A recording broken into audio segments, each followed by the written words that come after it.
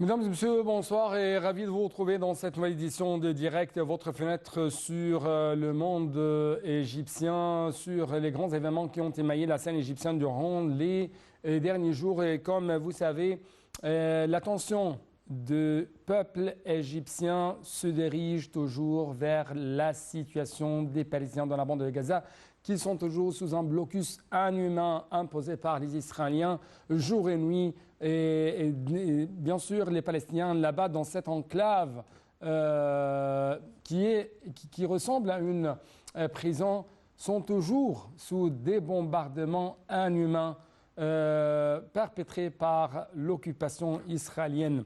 Et justement, à cet égard, on trouve qu'il y avait toujours des efforts déployés par l'Égypte afin d'arriver à une sorte de désescalade, à une sorte de cessez-le-feu, mais aussi à la lumière de ce dernier sommet de paix qui s'est tenu ici en Égypte pour discuter de la différentes dimensions de cette situation dans la bande de Gaza.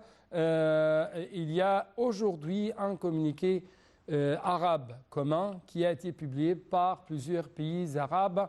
Et il y avait des demandes, des messages très importants dont on va discuter dans la deuxième partie de cette édition. Mais très rapidement, nous devons quand même vous proposer les efforts du président Abdel Fattah al-Sisi vis-à-vis de cette situation désastreuse dans la bande de Gaza. Aujourd'hui, Monsieur le Président Abdel Fattah al-Sisi a reçu un appel téléphonique de Mette Frederiksen, qui est la première ministre du Danemark, et ce pour discuter des développements militaires en cours dans la bande de Gaza. Bien sûr, Monsieur le Président et Madame la Première ministre ont souligné l'extrême gravité de la situation et la nécessité d'éviter d'élargir le cercle du conflit en raison de ses répercussions régionales qui menacent la sécurité et la stabilité. En plus, ils ont souligné la priorité d'améliorer la situation humanitaire dans le secteur. Selon le porte-parole officiel de la présidence de la République, le président Abdel Fattah al-Sisi a souligné que la seule issue à la situation et à la crise actuelle était de travailler à un règlement juste et global de la question palestinienne sur la base de la solution à deux États, avec l'importance de pousser dès maintenant à l'arrêt de toutes les actions militaires visant les civils dans la bande de Gaza. De sa part, la première ministre danoise a exprimé sa grande appréciation pour les efforts inlassables déployés par l'Égypte à cet égard, à différents niveaux, qui ont abouti à l'organisation du sommet de la paix du Caire, tandis que le président a souligné que l'Égypte poursuivait ses efforts pour coordonner les efforts régionaux internationaux afin de fournir des solutions urgentes, et afin de fournir quand même l'aide humanitaire de secours et garantir leur accès à la bande de Gaza afin d'éviter de nouvelles souffrances au peuple palestinien.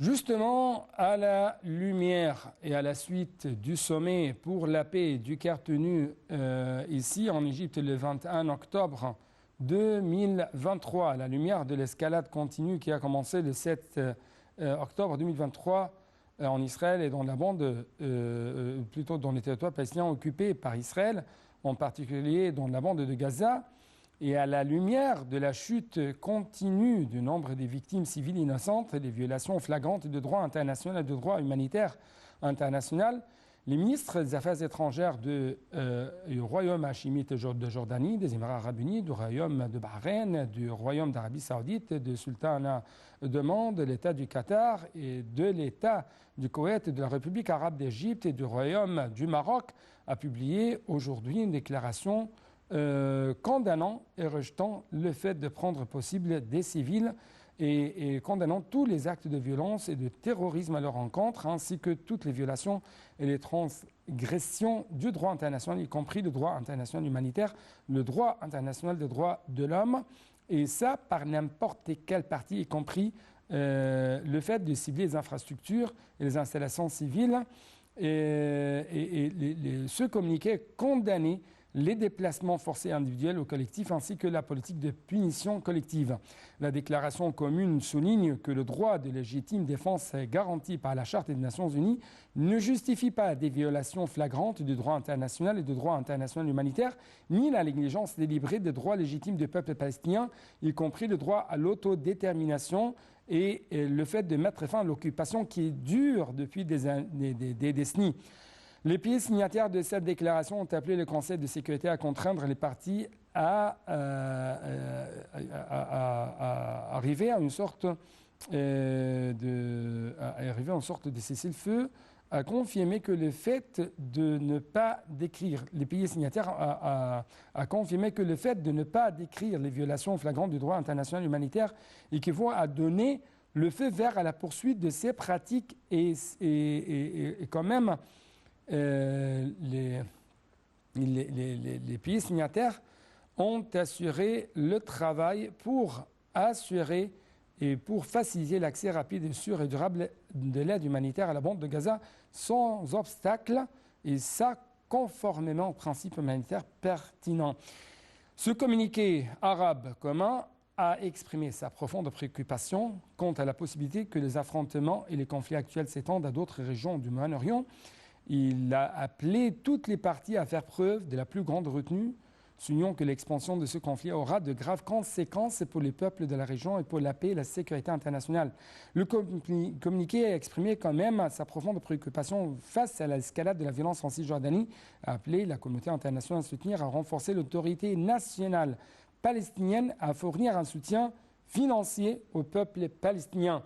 Ce communiqué a souligné que l'absence de solution politique au conflit israélo-palestinien a conduit à des actes de violence et à des souffrances répétées pour les peuples palestiniens et israéliens ainsi que pour les peuples de la région, et soulignons l'importance du rôle de la communauté internationale, en particulier du Conseil de sécurité, d'assumer ses responsabilités afin de chercher à instaurer la paix au Moyen-Orient, déployer des efforts rapides, réels et collectifs pour résoudre le conflit et mettre en œuvre la solution à deux États basée sur les résolutions pertinentes des Nations Unies, garantissant l'établissement d'un État indépendant, un État palestinien souverain, continu et viable, selon les lignes d'avant le 4 juin 1967 ou selon les lignes les frontières de 1967 avec Jérusalem-Est pour capitale. Au niveau des aides humanitaires et au niveau des tentatives égyptiennes afin d'arriver à rendre les assistances et les aides humanitaires durables et accessibles à la bande de Gaza, l'aéroport international d'Al-Arish, dans le nord du Sinaï, continue de recevoir de l'aide de secours provenant de divers pays frères et amis destinés aux Palestiniens, dont la bande de Gaza. L'aéroport d'Al-Arish a reçu le 4e avion de secours sur le plan aérien koweïtien. La Croix-Rouge égyptienne est en train de décharger le contenu des avions d'aide en vue de leur entrée dans la bande de Gaza par le passage terrestre de Rafah.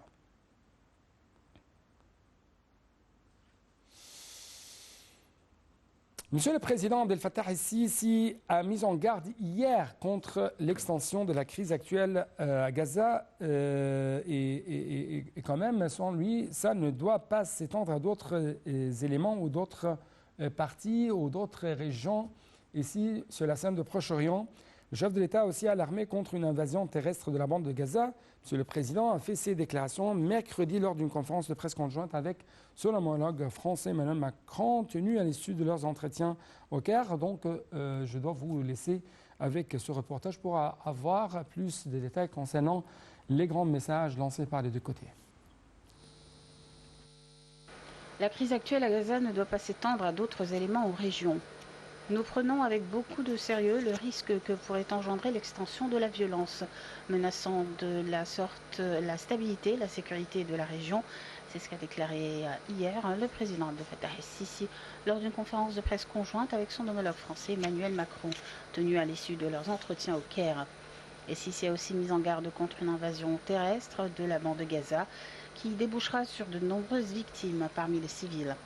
Le président a affirmé avoir discuté avec Macron de la solution à deux États. C'est une question consensuelle, notamment avec l'absence d'un horizon politique pour le règlement de la crise palestinienne, a souligné Sisi, en notant que cela avait mené à l'aggravation du conflit au sein de la Palestine. Et Sisi a remercié Macron pour avoir permis l'envoi d'un navire qui servirait en tant qu'hôpital pour assurer les services médicaux et traiter les blessés dans la bande de Gaza. Le président a révélé s'être entretenu avec son homologue français de la nécessité de contenir la crise et de mener les efforts pour une accalmie dans la bande de Gaza.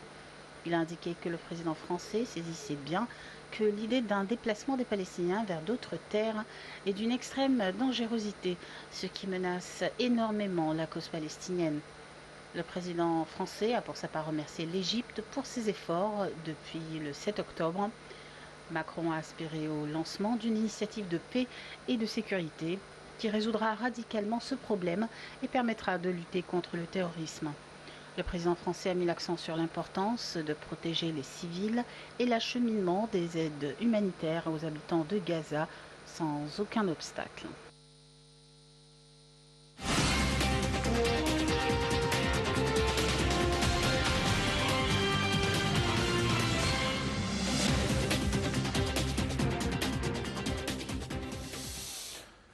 Celui qui possède la force doit posséder en même temps la sagesse, la raison. Ce sont des messages très importants qui ont été lancés par le président égyptien Abdel Fattah el-Sisi hier pendant une activité de l'armée, pendant une parade présentée par une branche de l'armée égyptienne, et ça dans le cadre de victoire, du jubilé, plutôt de l'anniversaire jubilé des victoires du 6 octobre 1973. Et il y a d'autres messages très importants lancés par M. le Président à cette occasion, donc vous devez écouter bien ces messages. Il est important de posséder la force et la capacité pour défendre la patrie, mais il faut les utiliser avec sagesse et perspicacité. C'est ce qu'a déclaré hier le président Abdel Fattah el-Sisi en effectuant une inspection de guerre de la 4e division de blindés de la 3e armée de campagne à Suez.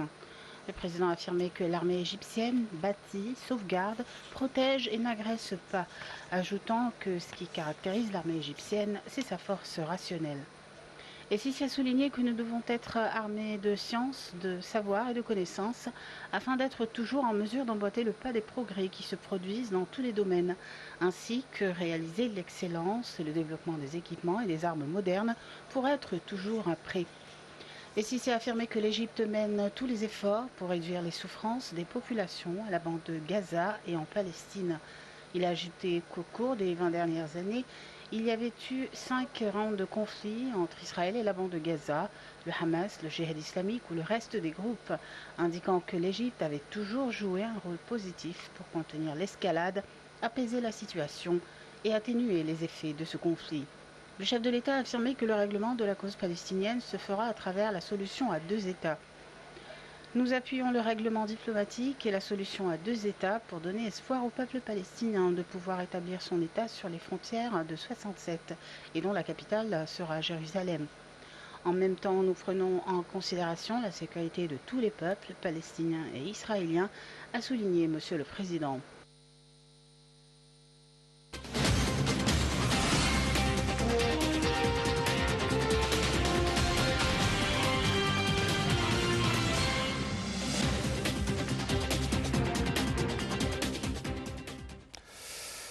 Donc, chers téléspectateurs, j'ai actuellement en ligne de Nantes International Monsieur l'ambassadeur, ex-ministre adjoint des Affaires étrangères de l'Égypte, Monsieur Medhat Al-Melighi. Votre Excellence, vous êtes toujours le bienvenu sur Nantes International. Merci beaucoup pour nous rejoindre à travers la ligne. Merci à vous et à vos téléspectateurs. Merci beaucoup. Et ma première question porte sur ces messages qui ont été lancés il y a presque 1 heure par ce bloc arabe en ce qui concerne la situation dans la bande de Gaza. Le premier message, d'après ce communiqué, c'est le rejet, le refus de toute liquidation de la question palestinienne selon les tentatives israéliennes. Comment vous avez vu l'importance de ce message ? Bon, premièrement, les pays arabes, notamment l'Égypte, réaffirment encore une fois la position de tous les pays arabes, sans aucune exception, celle de le droit palestinien, qui est toujours là, d'avoir son État indépendant sur les territoires occupés, celle du 4 juin 1967, avec Jérusalem-Est, la capitale. Oui. Alors, mais l'important ici, c'est que je trouve que cela veut dire qu'il y a une crainte que les actions militaires israéliennes visent à totalement liquider la cause palestinienne. Ce que les peuples arabes, les gouvernements arabes et les chefs d'État arabes veulent montrer au monde qu'on n'est pas prêt à une résolution pareille, notamment après l'échec des 2 tentatives américaines et russes pour avoir une résolution au Conseil de sécurité à cause des raisons de veto de chacun contre l'autre, sans vraiment savoir exactement jusqu'à où on va continuer dans ce dilemme. Oui, oui. Autre chose, ce bloc arabe et son communiqué appelle le Conseil de sécurité à exercer des pressions exigeant les 2 parties à arriver à un cessez-le-feu et en même temps, il a mis en garde contre le fait de donner le feu vert aux Israéliens de mener de telles violations contre le droit international, le droit humain, le droit humanitaire quand même, en observant ces exactions, ces génocides sur le terrain et rester muet ou quand même dire que Israël a la légitimité de l'autodéfense. Bon, alors, commençons les choses par être clairs sur un point.